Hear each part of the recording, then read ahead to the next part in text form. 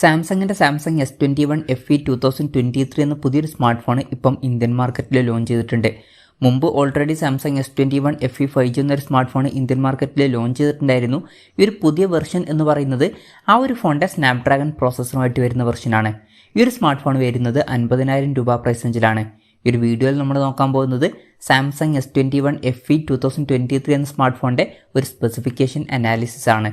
നമ്മൾ ആദ്യം എടുത്തു പറയേണ്ട ഫീച്ചേഴ്സിനെ പറ്റി പറയുകയാണെന്നുണ്ടെങ്കിൽ ഈ ഒരു പ്രൈസ് റേഞ്ചിൽ ഈ ഫോണിൽ അതിന് മാത്രം എടുത്തു പറയേണ്ട ഫീച്ചേഴ്സ് ഉള്ളതായിട്ട് എനിക്ക് തോന്നിയിട്ടില്ല. എന്നാലും വേണമെന്നുണ്ടെങ്കിൽ IP68 റേറ്റിംഗ് സപ്പോർട്ട് ചെയ്യുന്നതും അതുപോലെ തന്നെ ഗൊറില്ല ഗ്ലാസ് വിക്ടേഴ്സിൻ്റെ പ്രൊട്ടക്ഷനൊക്കെ കൊടുത്തത് ഈ ഒരു സെക്ഷനിൽ ഉൾപ്പെടുത്താവുന്നതാണ്. പക്ഷേ എന്നാലും ഞാൻ അത് തിരക്കേടില്ല എന്നുള്ള ഫീച്ചേഴ്സിലാണ് ഉൾപ്പെടുത്തുന്നത്.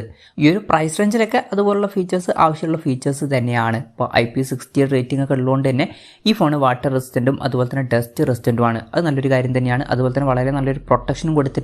ഗൊറില്ല ഗ്ലാസ് വിക്ടേഴ്സിൻ്റെ പ്രൊട്ടക്ഷനാണ് വരുന്നത്.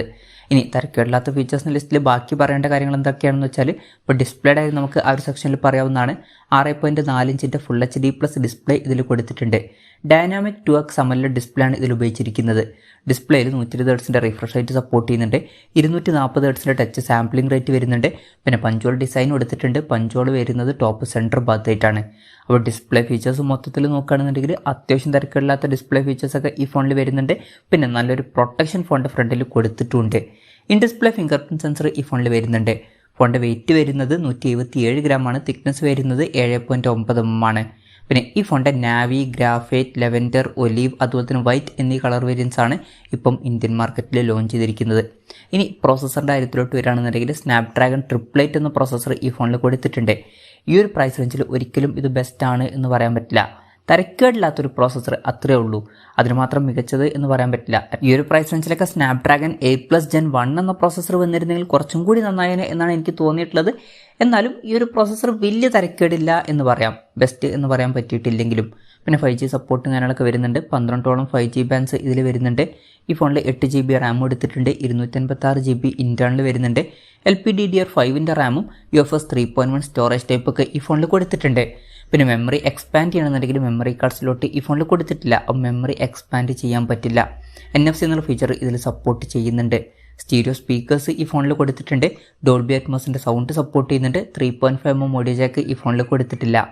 Android 13 ബേസ് ആയിട്ടുള്ള 1 UI സോഫ്റ്റ്വെയർ ആണ് ഈ ഫോണിൽ വരുന്നത്. ക്യാമറയുടെ കാര്യം പറയുകയാണെന്നുണ്ടെങ്കിൽ ഫോണിൻ്റെ പിന്നിൽ ട്രിപ്പിൾ ക്യാമറ സെറ്റപ്പ് കൊടുത്തിട്ടുണ്ട്.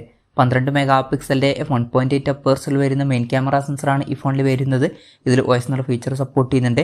12 മെഗാപിക്സലിൻ്റെ f2.2 അപ്പേഴ്സിൽ വരുന്ന ഒരു അൾട്രാ വൈഡ് ആംഗിൾ ലെൻസും ഇതിൽ കൊടുത്തിട്ടുണ്ട്.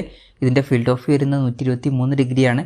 മൂന്നാമത് 8 മെഗാപിക്സലിൻ്റെ f2.4 അപ്പേഴ്സിൽ വരുന്ന ഒരു ടെലിഫോട്ടോ ലെൻസും വരുന്നുണ്ട്. ഇതിൽ 2x ഒപ്റ്റിക്കൽ സൂമൊക്കെ സപ്പോർട്ട് ചെയ്യുന്നുണ്ട്. അപ്പോൾ ക്യാമറയിൽ ടെലിഫോട്ടോ ലെൻസൊക്കെ വരുന്നുണ്ട്. വേസ്റ്റ് ആയിട്ടുള്ള സെൻസറൊന്നും കൊടുത്തിട്ടില്ല ഇതിന് പകരം. പിന്നെ ഫ്രണ്ടിൽ 32 മെഗാപിക്സലിൻ്റെ f2.2 അപ്പേഴ്സിൽ വരുന്ന സെൽഫി ക്യാമറയും വരുന്നുണ്ട്. അപ്പം അത്യാവശ്യം തിരക്കുള്ള നല്ലൊരു ഓൺ പേപ്പർ ക്യാമറ സ്പെസിഫിക്കേഷനൊക്കെ ഈ ഫോണിൽ വരുന്നുണ്ട്. ബാറ്ററിയുടെ കാര്യം പറയുകയാണെന്നുണ്ടെങ്കിൽ 4500 mAh ബാറ്ററി ഇതിൽ കൊടുത്തിട്ടുണ്ട്. അതിന് മാത്രം മികച്ചൊരു ബാറ്ററി കപ്പാസിറ്റി ആണ് എന്നൊന്നും പറയാൻ പറ്റില്ല. എന്നാലും തരക്കേടില്ലാത്തൊരു ബാറ്ററി കപ്പാസിറ്റി എന്ന് പറയാവുന്നതാണ്. പിന്നെ 25 വാട്ടിൻ്റെ ഫാസ്റ്റ് ചാർജ് സപ്പോർട്ട് ചെയ്യുന്നുണ്ട്. ഈ ഒരു പ്രൈസ് റേഞ്ചിൽ ഇത് അത്ര മികച്ചൊരു ഫാസ്റ്റ് ചാർജ് സപ്പോർട്ടാണ് എന്നൊന്നും പറയാൻ പറ്റില്ല. തരക്കേടില്ലാത്തൊരു ചാർജിങ് സ്പീഡ് അത്രേ ഉള്ളൂ. പിന്നെ 15 വാട്ടിൻ്റെ വയർലെസ് ചാർജിങ് എന്നുള്ള ഫീച്ചറും ഇതിൽ സപ്പോർട്ട് ചെയ്യുന്നുണ്ട്. Type-C ചാർജിങ് പോർട്ടും ഇതിൽ കൊടുത്തിട്ടുണ്ട്. വയർലെസ് ചാർജിങ് എന്നുള്ള ഫീച്ചറൊക്കെ വരുന്നു എന്നുള്ളത് നല്ലൊരു കാര്യം തന്നെയാണ്. പിന്നെ ശ്രദ്ധിക്കേണ്ട ഒരു കാര്യം എന്താ വെച്ചാൽ ഈ ഫോണിൻ്റെ ബോക്സിൽ ചാർജർ വരുന്നില്ല. ചാർജർ നമ്മൾ സെപ്പറേറ്റ് മേടിക്കേണ്ടി വരും. ഈ ഒരു പ്രൈസ് റേഞ്ചിൽ പല ബ്രാൻഡുകളുടെയും ഫോണുകളിൽ ചാർജറും കാര്യങ്ങളൊന്നും കൊടുക്കുന്നില്ല. അതുകൊണ്ട് തന്നെ അത് നമ്മൾ നിരാശപ്പെടുത്തി എന്നുള്ള ഫീച്ചേഴ്സിൽ പറയുന്നില്ല. എന്നാലും ചില ആൾക്കാർക്ക് അത് ആ ഒരു സെക്ഷനിൽ ഉൾപ്പെടുത്തേണ്ടി വരും. ഇനി വേറെ നിരാശപ്പെടുത്തി എന്ന് തോന്നിയിട്ടുള്ള ഫീച്ചേഴ്സ് എന്തെങ്കിലും ഉണ്ടോ എന്ന് വെച്ചാൽ അങ്ങനെയുള്ളതായിട്ടൊന്നും എനിക്ക് തോന്നിയിട്ടില്ല. നിങ്ങൾക്ക് എന്തെങ്കിലും തോന്നിയിട്ടുണ്ടോ എന്നുള്ള കാര്യം ജസ്റ്റ് ഒന്ന് കമൻറ്റ് ചെയ്യുക. ഇതൊക്കെയാണ് മൊത്തത്തിൽ ഫീച്ചേഴ്സിനെ പറ്റി പറയാനുള്ള കാര്യങ്ങൾ. ഇനി വിലയുടെ കാര്യം പറയുകയാണെന്നുണ്ടെങ്കിൽ ഈ ഫോണിൻ്റെ വില വരുന്നത് 49,999 രൂപയാണ്. HDFCയുടെ ഒക്കെ കാർഡ് യൂസ് ചെയ്യണമെന്നുണ്ടെങ്കിൽ 5000 രൂപയുടെ ഓഫും കാര്യങ്ങളൊക്കെ ലഭിക്കുന്നതായിരിക്കും.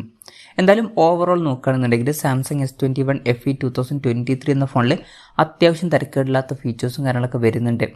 എന്നാലും വില കുറച്ചും കൂടി കുറയ്ക്കായിരുന്നു എന്നാണ് എനിക്ക് തോന്നിയിട്ടുള്ളത്. പ്രത്യേകിച്ച് സാംസങ് S21 FE എന്നുള്ള സ്മാർട്ട് ഫോൺ ഇപ്പോൾ 35,000 രൂപ പ്രൈസ് റേഞ്ചിലൊക്കെ ആയിട്ട് കിട്ടുന്നുണ്ട്. ആ ഒരു ഫോണും ഈ ഒരു ഫോണും തമ്മിലുള്ള വ്യത്യാസം പ്രോസസ്സറിൻ്റെ കാര്യത്തിൽ മാത്രമേ വരുന്നുള്ളൂ. പ്രോസസ്സറിൻ്റെ കാര്യത്തിൽ തന്നെ ഭയങ്കര വലിയ ഡിഫറൻസ് ഒന്നുമില്ല. ഏകദേശം അടുത്ത് വരുന്ന പ്രോസസ്സറുകൾ തന്നെയാണ്. എന്നാലും സ്നാപ്ഡ്രാഗൺ 888 എന്ന പ്രോസസ്സർ തന്നെയാണ് കുറച്ചും കൂടി ബെറ്റർ. അപ്പം വില എൻ്റെ ഒരു അഭിപ്രായത്തിൽ കുറച്ചും കൂടി കുറച്ചിട്ട് വില ഒരു 40,000 രൂപ പ്രൈസ് റേഞ്ചിലോട്ടൊക്കെ കൊണ്ടുവരായിരുന്നു. അങ്ങനെയാണെന്നുണ്ടെങ്കിൽ കുറച്ചും കൂടി നന്നായേനെ. എന്നാലും ഈ ഒരു പ്രൈസ് റേഞ്ചിൽ, അതായത് 50,000 രൂപ പ്രൈസ് റേഞ്ചിൽ ഈ ഫോൺ എങ്ങനെയുണ്ടെന്ന് വെച്ചാൽ വലിയ തരക്കേടില്ലാത്തൊരു ഫോണാണ് എന്ന് പറയാം. ഒരിക്കലും ബെസ്റ്റ് എന്ന് പറയാൻ പറ്റില്ല. എന്തായാലും സാംസങ് S21 FE 2023 എന്ന സ്മാർട്ട് ഫോണിനെ പറ്റിയിട്ടുള്ള നിങ്ങളുടെ അഭിപ്രായം ജസ്റ്റ് ഒന്ന് കമൻറ്റ് ചെയ്യുക.